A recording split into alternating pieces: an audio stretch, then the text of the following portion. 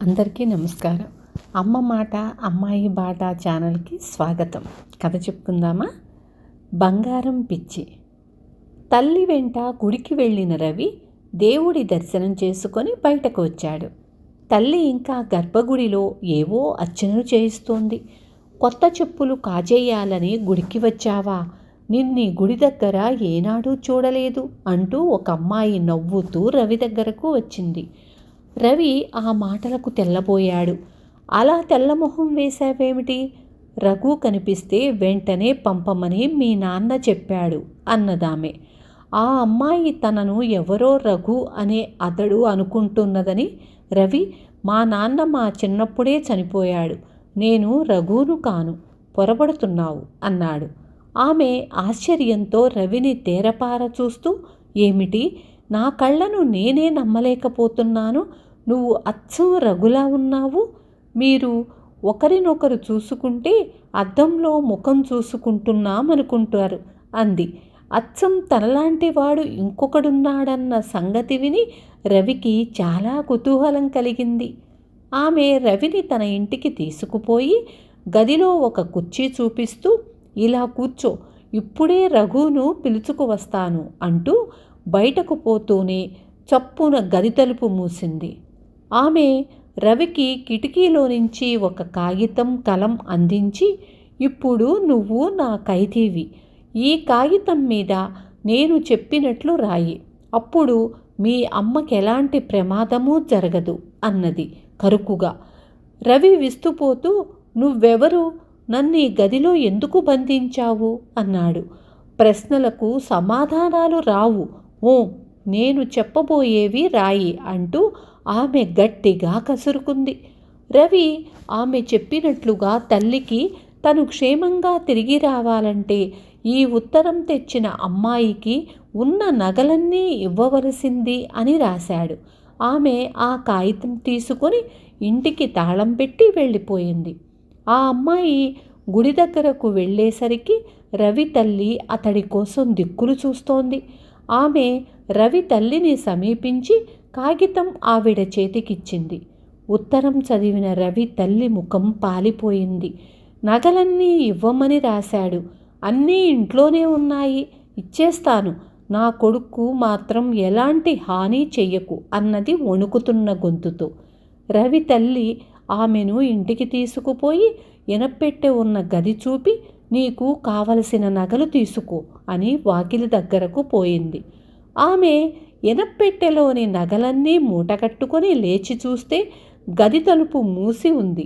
రవి తల్లి బయట కిటికీ దగ్గర నిలబడి, నా కొడుకు ఈ గదిలోకి వచ్చాక నువ్వు గడప దాటి వెళతావు, ఇంటికి కాదు, తిన్నగా చెరసాలకు. నా వంట పని పూర్తయ్యే లోపల నా కొడుకు ఎక్కడ ఉన్నాడో మర్యాదగా చెప్పు అని వంటగదిలోకి వెళ్ళిపోయింది. ఆ సరికి బాగా చీకటి పడింది. తనను గదిలో బంధించిపోయిన ఆవిడను గురించి ఆలోచిస్తూ రవి కుర్చీలో నుంచి లేచి దీపం వెలిగించాడు. 1-2 నిమిషాలు గడిచే లోపల పక్క వాటాలో నుంచి గది తలుపు తెరుచుకొని వస్తూనే, సరళ, నీకో శుభవార్త, నా కాబోయే అత్తగారు పూర్తిగా మారిపోయారు అంటూ ఒక అమ్మాయి వచ్చి రవిని చూసి నిర్ఘాంతపోయింది. ఎవరు మీరు, మా సరళ ఎక్కడా అన్నదామె రవికేసి అనుమానంగా చూస్తూ.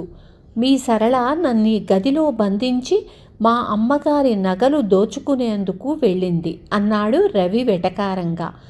ఆమె కళ్ళింత చేసి, ఎంత పొరపాటు జరిగిపోయింది, సరళకు ఆవేశమే తప్ప ఆలోచన బొత్తిగా లేదు అని తనలో తాను అనుకున్నట్లుగా పైకి అనేసింది. మీరిద్దరేనా, తోడు దొంగలు ఇంకా ఉన్నారా? మీ స్నేహితురాలు సరళ తెచ్చే నగలలో మీ వాటా ఎంత అన్నాడు రవి. చీచి, మేము దొంగలం కాదు, నా పేరు అనిత, జరిగిందేమిటో చెబితే మీరు సరళను అర్థం చేసుకుంటారు అని ఆమె రవికి సంగతంతా చెప్పింది.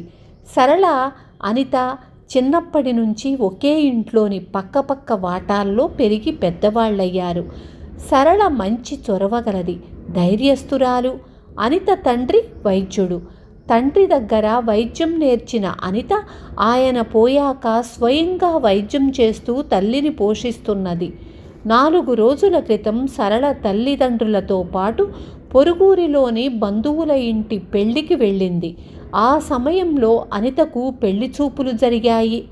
పెళ్లి కొడుకు లోగడే అనితను ఎరుగును.